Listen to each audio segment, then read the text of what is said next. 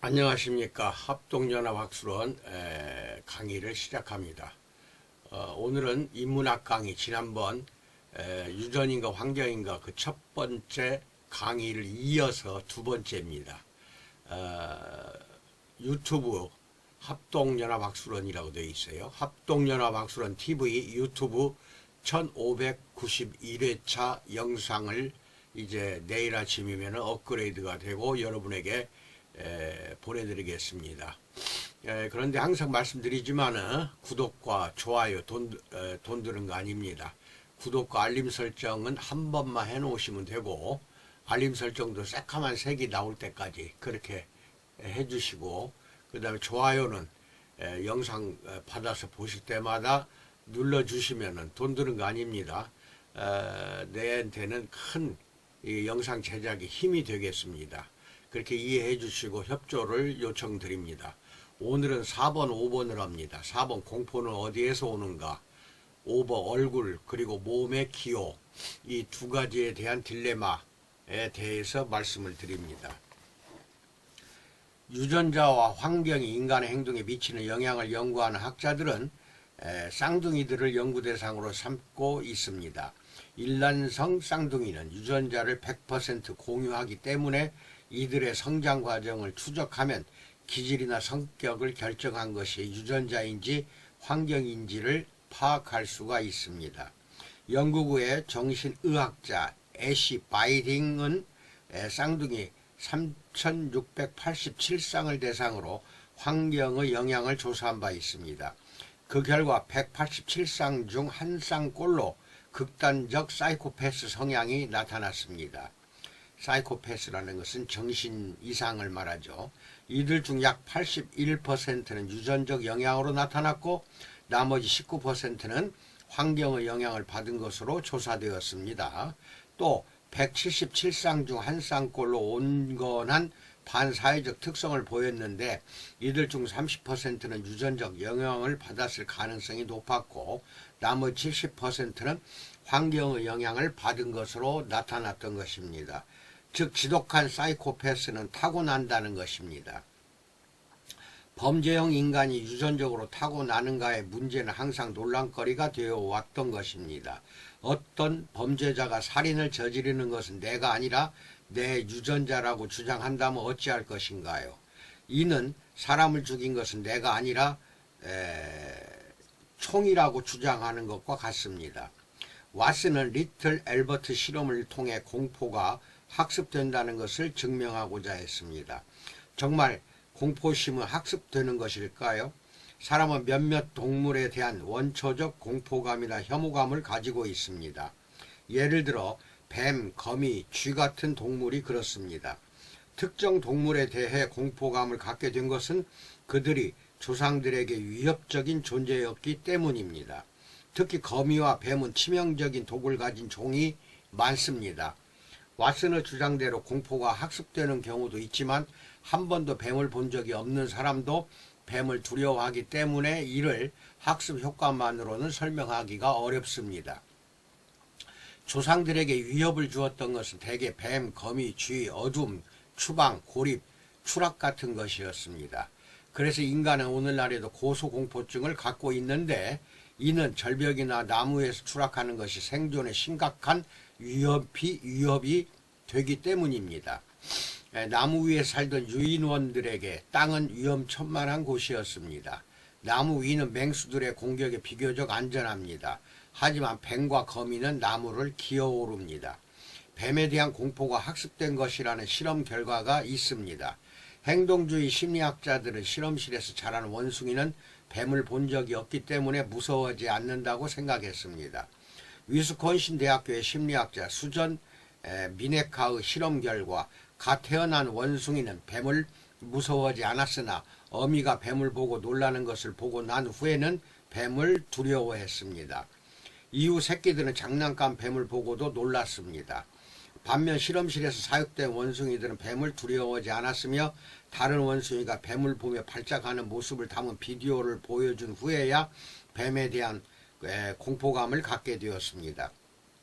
이 실험 결과는 뱀에 대한 영장류의 공포가 유전적으로 프로그래밍 된 것이 아니라 학습에 의한 것이라는 사실을 보여주고 있습니다.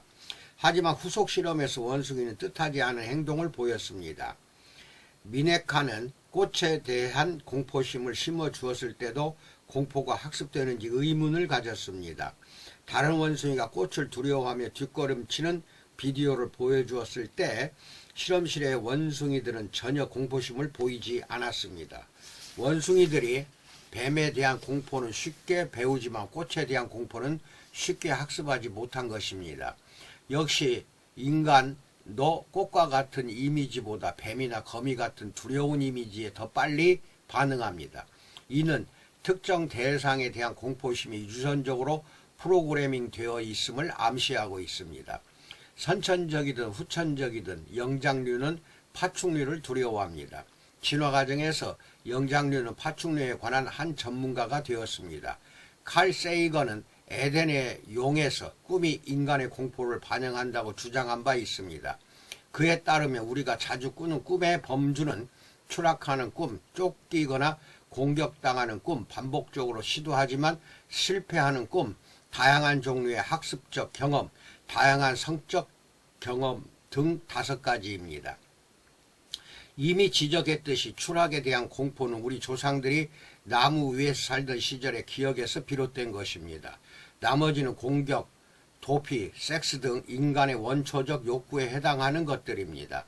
재미있는 사실은 누구나 뱀이 등장하는 꿈을 꾼다는 것입니다. 꿈에 출현하는 동물 중 뱀은 유일하게 하나의 범주를 형성합니다. 칼 세이건은 뱀이 꿈에 자주 나타나는 것은 파충류와 포유류의 해묵은 적대감을 나타내는 것이라고 추측했습니다. 공룡이 지배하던 시기에 인간의 먼 조상들은 아주 보잘것없는 원시 포유류로 살아가고 있었습니다. 그들의 몸은 공룡에 비해 매우 작았기 때문에 포식자를 피해 밤에만 활동해야 했습니다. 공룡이 멸망한 후에야 그들은 어둠에서 벗어나 활동 시간을 낮으로 변경했습니다.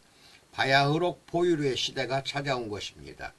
칼 세이건은 조상들이 영장류로 진화한 후 3가지 두려움에 직면한다고 말했습니다. 추락, 뱀, 어둠이 그것입니다. 추락은 나무에서의 추락이며 뱀은 파충류에 대한 공포, 어둠은 밤에 사냥하는 맹수에 대한 공포를 말하고 있습니다. 어둠에 대한 공포는 야행성에서 주행성으로 바뀐 포유류가 환경을 감지할 때 거의 시각에 의존할 수밖에 없기 때문에 생겨났습니다. 공포는 생존을 위한 일종의 방어 프로그램이라고 할 수 있습니다. 일단 독이 있는 뱀에게 물리면 자신의 유전자를 온전히 남기지 못합니다. 이 때문에 조상들은 뱀을 피하는 프로그램을 뇌에 새겨 넣었습니다. 우리는 장난감 뱀이나 풀밭에 버려진 끈에도 곧잘 놀랍니다. 진짜 뱀이 아닌데도 놀라는 것은 뇌가 그것을 뱀으로 간주하기 때문입니다. 뱀처럼 생긴 것에 무조건 도피 반응을 보이는 것은 비효율적입니다. 하지만 불확실한 상황에서 독사뱀을 무시하면 목숨이 위태로워집니다. 우리는 약간의 손실을 감수하더라도 위험을 피하도록 진화해 왔습니다. 뱀처럼 생긴 모든 것에 놀라는 반응은 일종의 적응적 오류라고 합니다. 자연 선택은 큰 대가를 치러야 하는 실수를 피해 비용이 적게 드는 쪽으로 추론하도록 진화한 것입니다. 막대기를 뱀으로 착각하더라도 독사뱀에게 물리는 것보다는 낫습니다. 원초적 신경계는 정확한 분석 과정을 필요로 하지 않습니다. 풀밭에서 몸이 기다란 물체와 맞닥뜨렸을 때 그것이 뱀인지 아닌지를 구분하려고 애쓰는 것은 어리석은 일입니다. 이런 상황에서는 피하는 것이 상책입니다. 그것이 뱀인지 독을 가지고 있는지는 나중에 판단해도 늦지 않습니다. 뇌는 위급한 상황에서 단순한 단서만으로 위험을 감지하는 것으로 제 역할을 다한 것입니다. 문제는 원초적 신경계가 흑과 백, 선과 악, 친구 아니면 적으로 단순하게 대상을 구분한다는 것입니다. 낯선 것, 이질적인 것, 공포의 대상이 될 수 있는 것은 무조건 위험하다는 이분법적 편견은 우리 뇌 속에 뿌리 깊게 자리 잡고 있습니다. 외집단을 향한 무조건적인 적대감 역시 이 원초적 신경계로부터 비롯되었습니다. 외소공포증은 퇴로가 없는 공간에 갇혀 있을 때 발생합니다. 만일 당신이 거대한 맹수에게 쫓겨 좁은 바위 틈에 몸을 숨겼는데 독사 한 마리가 당신을 향해 다가온다고 합시다. 그때의 공포감을 상상하기란 그리 어렵지 않을 것입니다. 반대로 탁 트인 개활지에서 동료들과 함께 나무 열매를 따고 있는데 거대한 코모도 도마뱀 무리가 당신을 포위한 채 천천히 다가온다고 상상해 보십시오. 탁 트인 공간에서 몸을 숨길 만한 곳은 없습니다. 허겁지겁 도망치는 동료들도 당신을 보호해 줄 여유가 없습니다. 그때 당신은 한없이 무력한 존재일 뿐입니다. 이처럼 광장 공포증은 탁 트여 있되 자신의 의지대로 벗어날 수 없는 공간이나 붐비는 장소에서 주로 발생합니다. 고립이나 추방 역시 조상들에게 원초적 공포감을 불러일으켰을 것입니다. 분리불안이라고 부르는 이 공포증은 맨 처음 부모와의 분리에서 비롯되었습니다. 스탠퍼드 대학교의 신경생물학자 로버트 세폴스키는 동물들의 뇌를 자극해 스트레스 호르몬을 방출시킨 후 행동 반응을 관찰했습니다. 뇌의 특정 부위를 자극하자 동물들은 공포의 비명을 내질렀는데 이 비명은 어미로부터 물려받았을 때 내지르는 외침과 유사했습니다. 낯선 사람의 얼굴을 보았을 때 갓난아이들이 울음을 터뜨리는 것도 마찬가지입니다. 높은 것과 낯선 사람에 대한 두려움은 생후 6개월 전후에 나타나는데 이는 엄마의 품에서 벗어나 기어다니는 시기와 비슷합니다. 또 다른 동물에 대한 경계심과 두려움은 걸음을 걷기 시작한 후 주변 환경을 탐색하는 2살 무렵에 나타나고 광장 공포증은 어린이가 집을 떠나야 할 시기에 주로 나타납니다. 공포심이 학습만으로 생겨나지 않는다는 근거는 아이들의 장난감에서 확인할 수 있습니다. 아이들은 장난감 뱀에 화들짝 놀라지만 장난감 총이나 장난감 자동차에는 놀라지 않습니다. 물론 강도가 장난감 총을 들고 집에 침입했다면 무척 놀라겠지만 그것은 총 때문에 놀란 것이 아니라 그가 낯선 침입자이기 때문에 놀란 것입니다. 만약 강도가 장난감 뱀을 들고 있다면 당신은 장난감을 보고 놀라겠습니까? 테리 버넘과 제이 펠런 이 2사람은 비열한 유전자라는 책에서 이렇게 썼습니다. 1998년 총에 맞아 죽은 미국인은 3만 명이 넘었다. 뱀에 물려 죽은 미국인은 고작 20명 정도에 불과하다. 현실적으로 따지면 총을 두려워하고 뱀에 대해서는 두려움을 느끼지 않아야 할 것 같지만 실제로 인간은 그 반대로 설계되어 있다. 본능적인 공포를 일으키는 유전자는 다른 모든 유전자와 마찬가지로 먼 과거의 조상에게서 우리에게 전해진 것이다. 인류가 수렵 채집 생활을 했을 때는 뱀이 많은 죽음의 원인이었다. 반면에 총이 사람을 죽이기 시작한 것은 극히 최근의 일이다. 다른 영장류의 동물도 뱀에 의해서 희생당했고 따라서 같은 유전적인 혐오감을 가지고 있다라고 설파하고 있습니다. 공포심이 학습되는 것이라면 우리는 뱀보다도 총에 더 민감하게 반응해야 합니다. 물론 조상들이 그러했듯이 총에 대한 두려움이 뇌에 프로그래밍 되려면 수천 년 또는 수만 년이 걸릴 수도 있을 것이다. 그때쯤 우리는 아예 장난감 총에도 즉각적인 도피 반응을 보일 것이며 자동차에 대해서도 마찬가지일 것입니다. 공포는 우리의 몸에도 깊게 각인되어 있습니다. 사람들은 극심한 공포를 느낄 때 오줌을 지리거나 배변을 합니다. 특히 사형을 앞둔 사형수들이 처형대 위에서 배변을 한다는 속설은 널리 퍼져 있습니다. 로버트 세폴스키는 스트레스라는 책에서 공포를 느낄 때 오줌이 새는 문제를 아주 흥미롭게 다루고 있습니다. 거대한 아나콘다가 당신의 뒤를 노린다고 가정해 봅시다. 당신이 섬뜩한 기분이 들어 뒤를 흘깃 바라보았을 때 아나콘다는 막 당신을 삼킬 준비를 끝냈습니다. 아나콘다의 뱃속으로 들어가지 않으려면 아나콘다보다 빨리 도망쳐야 합니다. 이때 뇌는 당신의 운동 근육에 에너지를 공급하려고 할 것입니다. 에너지를 운반하려면 혈액이 필요하고 뇌는 혈액을 확보하기 위해 몸속에 있는 수분을 가능한 한 전략하려고 할 것입니다. 그래야 탈수 현상을 막을 수 있습니다. 신체 기관에서 수분을 가장 많이 소비하는 곳은 소변을 만드는 신장입니다. 소변은 혈액으로부터 생성되기 때문에 뇌는 신장으로 가는 혈류를 줄이는 동시에 소변을 만드는 작업을 중지시킵니다.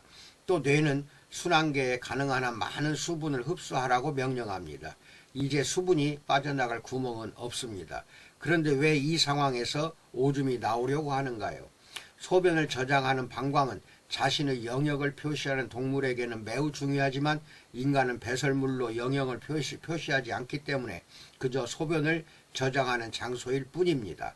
소변이 일단 신장을 통과해 방광으로 내려오면 다시 흡수하는 것은 불가능합니다. 밖으로 배설하는 일만 남는 것입니다. 그런데 극심한 공포를 느낄 만큼 위급한 상황에 처하면 방광의 소변은 도망치는데 방해만 될 뿐입니다.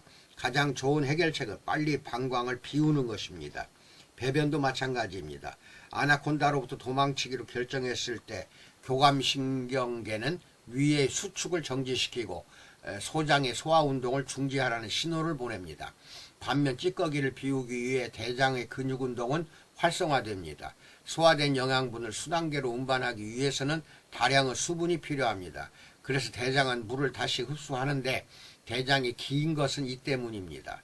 따라서 대장을 통과한 찌꺼기는 수분을 잃고 고체 형태가 됩니다. 그러나 아나콘다를 만난 상황에서는 다릅니다. 대장은 찌꺼기를 버리기 위해 평소보다 빨리 운동합니다. 모든 것을 빠르게 통과시키기 때문에 대장은 수분을 흡수할 시간이 없습니다. 결국 공포의 순간에 소화 찌꺼기는 수분과 섞여 설사로 나오게 되는 것입니다. 극심한 스트레스는 대장 운동을 증가시켜 불필요한 찌꺼기를 배출합니다. 현대인들이 과민성 대장염 같은 설사 증상을 보이는 것은 이 때문입니다. 뇌는 당신이 겪고 있는 스트레스를 아나콘다에게 쫓기는 스트레스와 같은 것으로 간주합니다. 조상들은 뱀에게 물리거나 동물에게 습격당하는 것 외에도 추락사하거나 출산 중에 사망하는 일이 허다했습니다. 하지만 오늘날에는 그런 상황과 부닥칠 일이 거의 없습니다. 그런데도 뇌는 조상들이 겪었던 공포에 어떻게 대응할 것인지를 알고 있습니다. 그래서 뇌는 극심한 자연의 공포가 사라진 지금도 스트레스에 민감하게 반응하는 것입니다. 공포는 생존을 위한 방어기제로 출발했으며 이 방어기제는 오늘날에도 여전히 유효합니다. 깎아지른 바위산을 등반하거나 절벽 위를 지날 때 아찔한 현기증을 느낄 것입니다. 추락에 대한 공포감이 없었다면 우리는 사냥처럼 절벽 사이를 자유롭게 뛰어다닐 수 있었을 것입니다. 하지만 이런 행위는 무모한 짓입니다. 스릴을 즐기며 절벽 끝을 걷는 것보다는 공포에 질린 채 절벽을 피하는 것이 생존에 도움이 됩니다. 여기까지가 4번이고 5번째 얼굴 그리고 몸의 기호에 대해서 설명합니다. 캘리포니아 주립대학교의 심리학자 폴 에크먼은 1967년 파푸아 뉴기니의 고원에 살고 있는 포레족을 방문해서 이들의 표정을 연구했습니다. 포레족은 1959년에야 죽은 가족의 뇌를 먹지 말라는 규범이 생겼을 만큼 원시적인 환경에서 살아가고 있었습니다. 에크만은 파푸아 뉴기니의 여러 부족들을 탐험하면서 3만 미터 분량의 필름에 그들의 생활상을 담았습니다. 그는 미국으로 돌아와 엄청난 양의 사진들을 인화해서 원시 부족민들의 표정을 비교 분석했습니다. 그 결과 원시 부족민들의 표정은 서양인들과 다를 것이 없었습니다. 그들은 서양인과 똑같은 감정을 표정으로 드러냈습니다. 이러한 분석을 근거로 그는 인간의 얼굴 표정은 문화와 관계없이 동일하다는 결론을 내렸습니다. 특히 인간의 6가지 기본 감정인 놀람, 불안, 분노, 기쁨, 혐오, 슬픔 등에 조응하는 얼굴 표정은 모든 사회에서 동일했습니다. 에크만의 결론은 문화가 인간의 감정 형태에 영향을 미치지 않았다는 것을 뜻합니다. 즉 느낌을 드러내는 표정은 학습되는 것이 아니라는 것입니다. 우리는 태어날 때부터 미소를 짓습니다. 선천적으로 시각장애를 가지고 태어난 아이들도 예외가 아닙니다. 데즈먼드 모리스는 인간 행동을 관찰한 맨 워칭에서 모든 제스처가 유전적 계승, 자기 발견, 사회적 동화, 계획적 훈련 등 4가지 요인을 통해 획득된다고 분석했습니다. 유전적 계승으로 인한 동작은 갓난 아이가 엄마의 젖을 무는 행위 같은 것들입니다. 이런 행위는 어른이 되어서도 손톱을 깨물거나 연필을 입에 무는 흔적 제스처로 남게 됩니다. 그렇지만 팔짱을 끼는 동작은 유전적으로 타고난 것이 아닙니다. 누구나 팔짱을 끼지만 그런 행위를 하라고 명령하는 유전자는 없습니다. 당신이 팔짱을 낄 때는 눈앞에 벌어지고 있는 상황에 개입하지 않겠다는 의사표현을 하고 있는 셈입니다. 또는 군중 속에서 자신만의 공간을 확보하기 위한 일종의 장벽 신호입니다. 졸음은 울음은 우는 행위 자체는 타고난 것입니다. 하지만 울음의 형태는 그 사회의 압력 요인에 의해 변형될 수 있습니다. 울음에는 다양한 종류가 있는데 가장 흥미로운 울음은 장례식장에서 조문객을 맞은 유족이 억지로 내는 곡입니다. 곡소리 있죠. 유족들이 가짜 울음소리를 내는 것은 일종의 의례입니다. 만약 남편을 잃은 미망인이 장례식장에서 시종 미소를 띠고 있다면 그녀는 가족뿐 아니라 공동체의 구성원들로부터도 의심을 받을 것입니다. 터져 나오는 슬픔을 억지로 참는 울음도 있습니다.